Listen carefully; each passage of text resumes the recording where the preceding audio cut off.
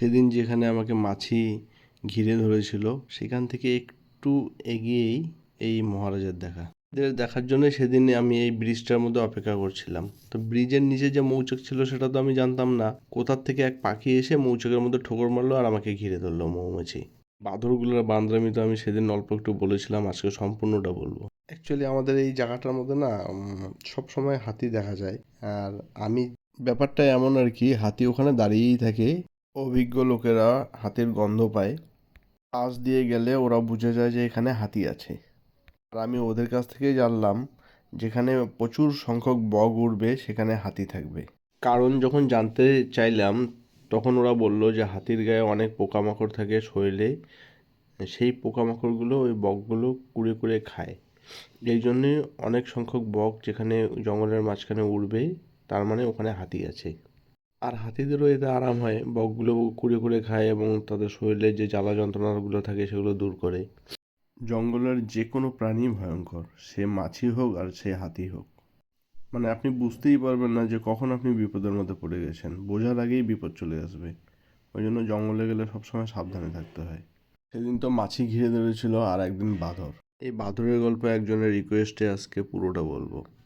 আমরা ডাক্তার দেখাতে শিলিগুড়ি গেছিলাম। আমার শাশুড়ি, আমি, আমার শাশুড়ির 2 বড় মেয়ে, মানে আমার দিদি। ডাক্তার দেখানো শেষ, আমরা সেবক দিয়ে বাড়ি ফিরছি। আমি জানি ওই রাস্তাটার মধ্যে অনেক সংখ্যায় বাঁদর থাকে, সেই জন্য বিস্কুট কিনেছিলাম ওদেরকে খাওয়ানোর জন্য। সাথে আমাদেরও মজা লাগবে ব্যাপারটার মধ্যে।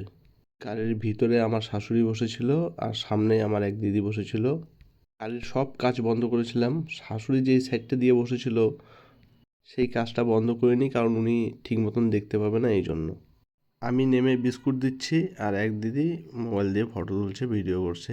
এই বাঁদরগুলো যেখানে থাকে তারা একটা দল থাকে, তাদের মধ্যে 2-3টা বড় বড় লিডার থাকে। সেই লিডারদের মধ্যে একটা লিডার গাড়ির জানলার মধ্যে বসে পড়লো।